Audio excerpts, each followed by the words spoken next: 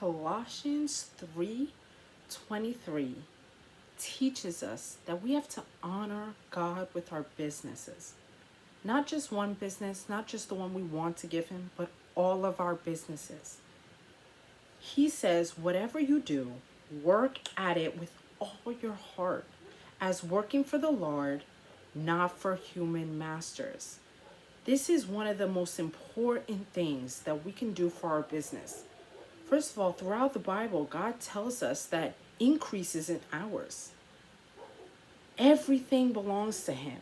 Our increase in business, life, personal, whatever it might be, belongs to him.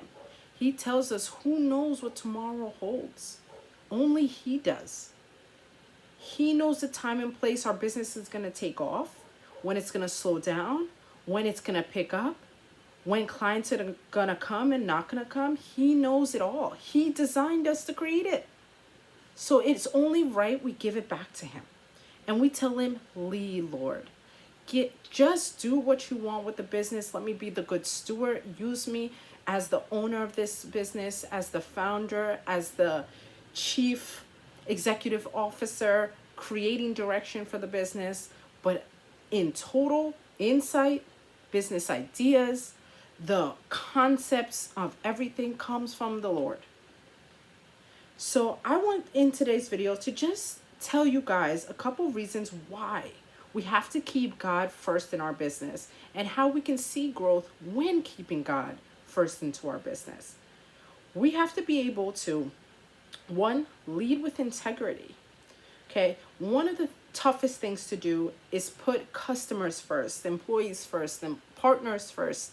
Whoever is part of your business that you need to make sure you're serving at the highest level, because that's gonna be your growth. Also in the business is the people God gave you to steward over. These are essential for your growth. And leading with integrity doesn't just come from you. It comes from God, and it comes into you, and it flows out of you to your employees, to your partners, to your customers, to your clients, whoever it may be you're serving. Even on this YouTube channel, this is a business. Whoever's on the other end receiving this information, I want to make sure I'm serving you at your highest level. So I have to keep myself filled with just humility for God. Okay? And one of the ways that I believe that we can do this is honestly not cutting corners, right? And making sure we're being ethical, okay? And keeping everything legal with what we do. Okay, we're doing our best in this world, okay? Nobody's telling you to be perfect, but just hold yourself to the standard just like God holds you to. Okay, we're made in his image. That means we are capable of actually controlling ourselves. Okay, self-control is super important to business and business success. Proverbs 11:3 tells us the integrity of the upright guides them, but the unfaithful are destroyed by their duplicity. Okay, we don't want that. We don't want to be destroyed. We want to keep God first. We want to make sure we're entrusting him, that he can entrust us to lead what he's given us. Okay, the second reason why we want to keep God first is because we want to serve with excellence. And in order to do so, we have to be able to pour out excellence. And in order to get excellence, we have to submit to a higher power, which is God, who created us. Okay, if we submit our ways to his ways, trust me, you're going to be begging to serve others. Because all you want to do when you realize God has what he has done for you, all you want to do is give it back to others. And in order to do that, we have to try our best to serve at excellence and hold ourselves to that excellent level, just like with integrity. And in order to do so, we hold customers with respect and care. If you look at my laptop, I have notes that I'm just making sure that I'm getting to you guys. But we also want to take the extra mile to deliver value. Okay, like I mentioned in my other videos, is one of the biggest things I'm doing for 2025 is not editing my videos, because I want to deliver value. I want to deliver concise information that can be ingested quickly, but also so you guys can see my authenticity really across the screen. I don't have time to edit, but also I want to make sure that I'm coming across as valuable to you guys. And one of the best ways for me to do that is to honestly prepare. This is what I prepared before my video. And when I hit record, I am just telling you guys everything I've already prepared. So I don't need to edit, right? Maybe I will in the future, who knows? But right now, I don't need to edit. And in Matthew 5:16 tells us, let your light shine before others, that they may see your good deeds and glorify your Father in heaven. This is important. Serving with excellence shows God how he's treated you.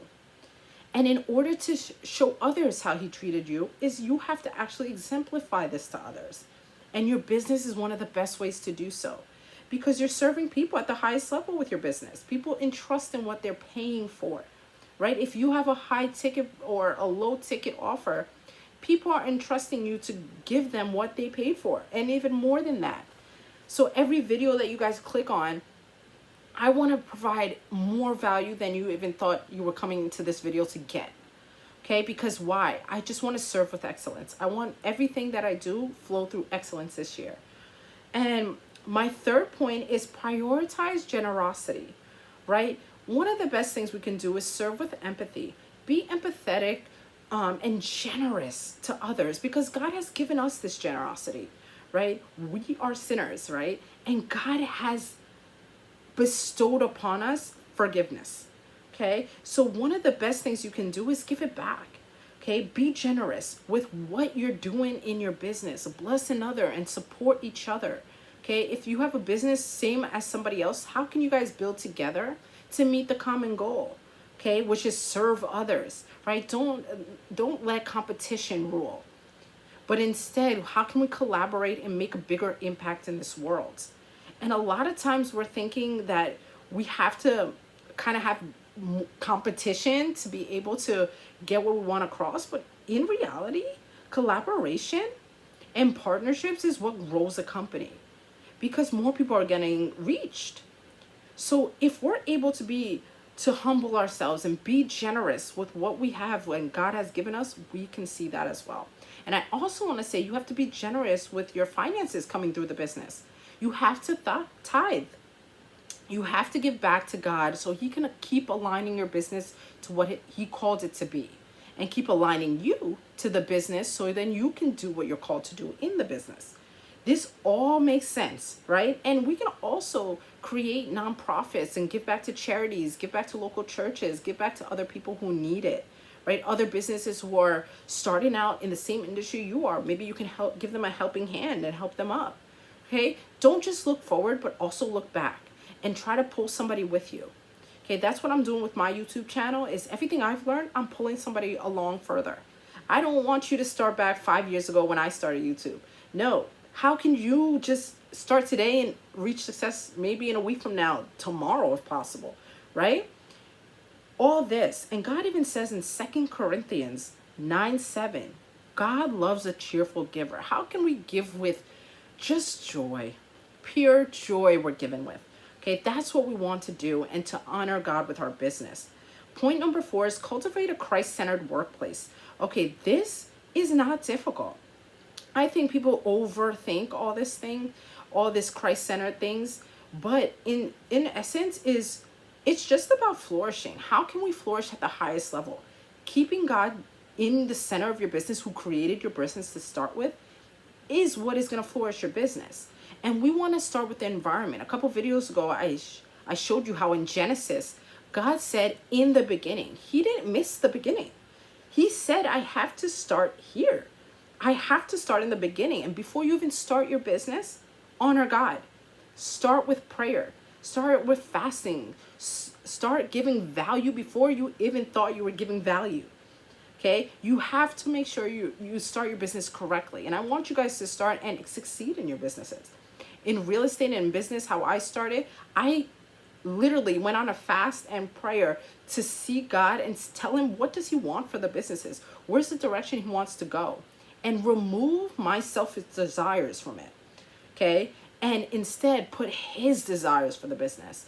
And it transformed my business.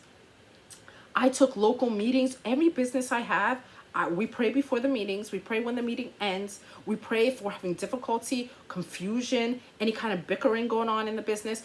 We pray about it. because we can't move forward uneasy. God is not a God of confusion. So if we're confused about something, the only answer is God, right? Because he is not a God of confusion. He cannot lie. So I'm going to go back to prayer, right? And I'm going to go ask him for his direction and safety as we move forward in the business endeavors.